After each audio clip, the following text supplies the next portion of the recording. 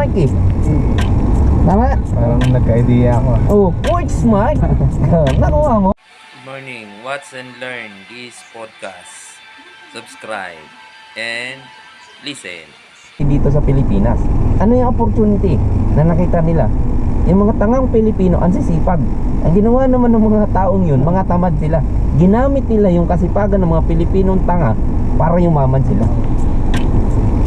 Ay pag sinabi mo sa sarili mo, masipag ka, tanga ka. Ay, po. Bakit? Ginamit ka eh. Tama. Yun yung opportunity na ginawa ng mga mayayamang tao dahil pinanindigan natin na masisipag tayo. Hindi natin alam, kanina, nasa dugo na natin yung sipag eh.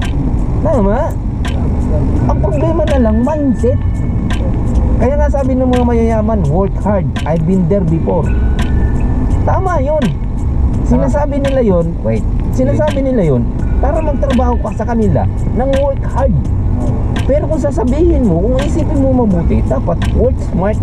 Kasi pag sinabing work smart, sinabi ng mayaman na yun, sigurado aalis yung mga tao niya at mawawalan siya ng trabaho. Mawawalan siya, ng employee. Kasi work smart eh. Tama? Parang nagka-idea ako. Oh, work smart. Nakuha mo? Baka umalis na kayo. Kaya nga sinasabi ng mga mayayaman, ako dati akong mahimat na mahirap eh. Nag-work hard lang ako. Ano ngayon, pag sinabi kong work smart, ay putang na baka yung empleyado mo, ilang araw lang iiwanan siya. Tama? Oh, is a kind of manipulation yan, pre. Tama? Oh, now.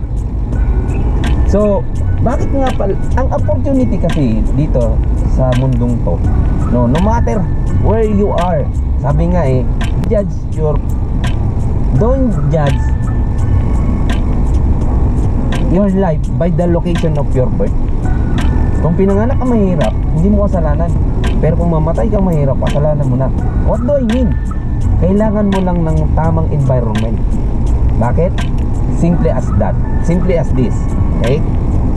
Ang boto, pag tinanim mo yan, kahit saan, sa ibang bansa, dito, o saan place man, pag sinubmit mo yan sa kanyang principle, ang boto, pag nilagay mo sa lupa, automatic, they become tree.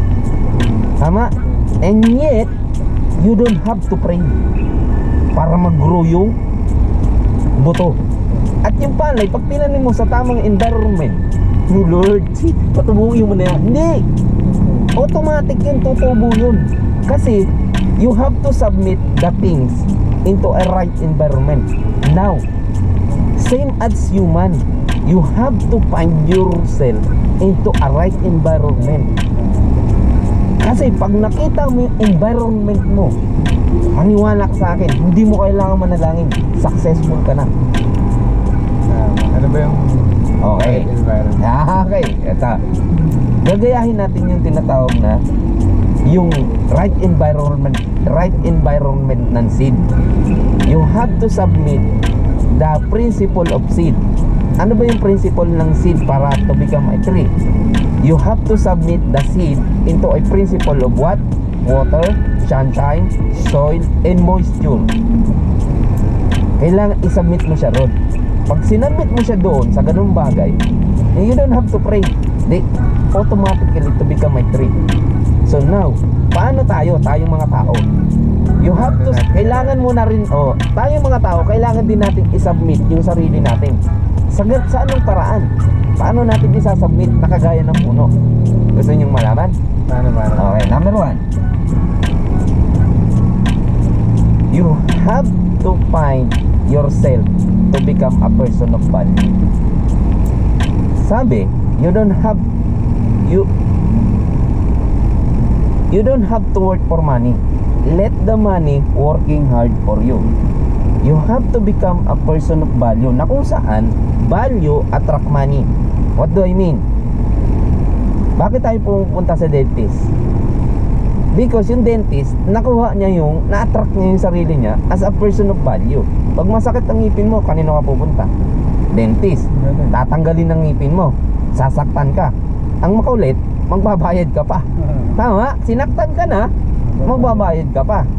So, ganun yung to become a person of value. Hanapin mo yung value mo. Now, ano pa? Ayun yung number 1. Number 2, you have to find a problem, because everybody's born to solve a problem. Lahat ng opportunity dito sa mundong to is byproduct of a problem. You have to find Kanina nga yourself. Kanina namumroblema kami. Pera. Hindi. Nagka-problema sa site eh. You have to become a person of solution. Hanap ka ng isang problema. Actually, lahat ng makikita mo ngayon is a product of an idea of a problem. Ang problema, bigyan ko kayo ng idea. Ang problema nung araw, walang ilaw. O nandyan, pinanganak si Thomas Edison. Ang problema nung araw, walang sasakyan. Ang sasakyan lang noon, kalabaw, kabayo, baka. Yun yung mode of transport.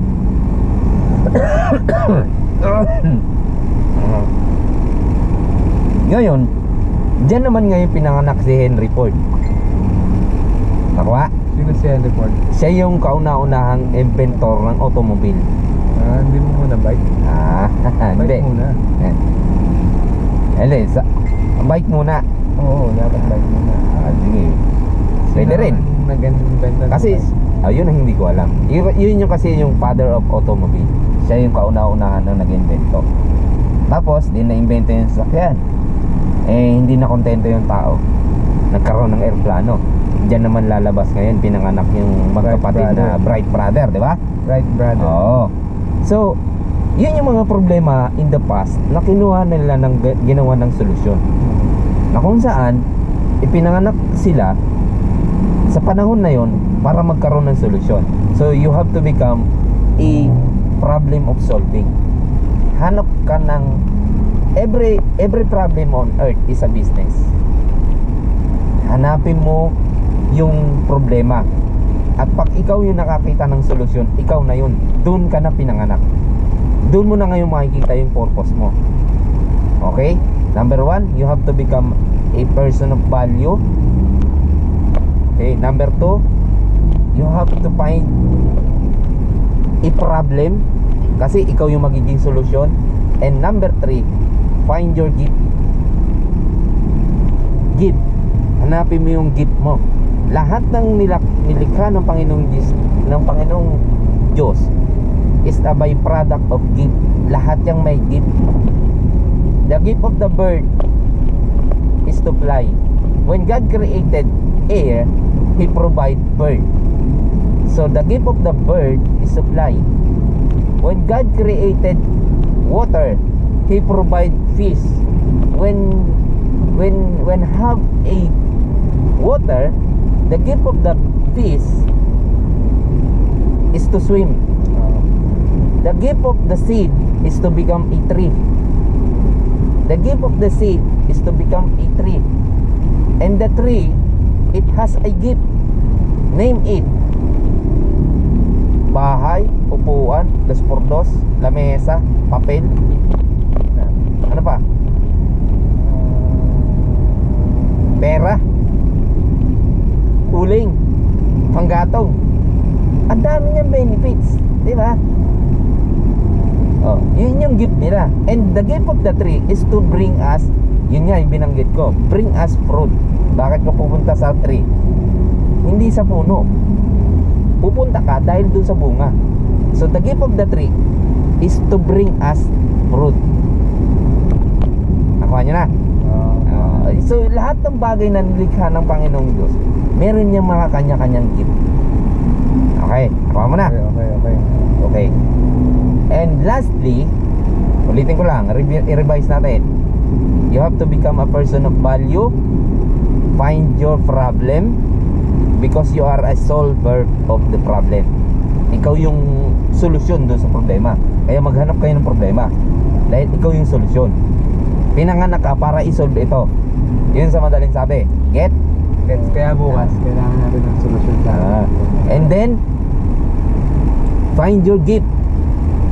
And then, lastly, find your purpose. Bakit nga ba ako nilikha sa mundong to? Actually, 5 question yan eh. Number 1, who are you? Number 2, saan ka galing? And number 3, ano ang purpose mo? Why you are here? If you don't know where you came from, why you are here, maybe you don't know also, you don't know your purpose. Ulit, if you don't know where you are, why you are here, mas lalong hindi mo alam kung anong purpose mo sa mundong to. So you have to find your purpose. And yan yung principles na hanapin mo para you to become a successful person. Okay? Okay. So ang purpose ko, eto na. Yung gift ko, eto na. Ito yung mga information. Yung problema ko is ipakita ko sa lahat ng tao, especially sa mga Pilipino, yung gift nila.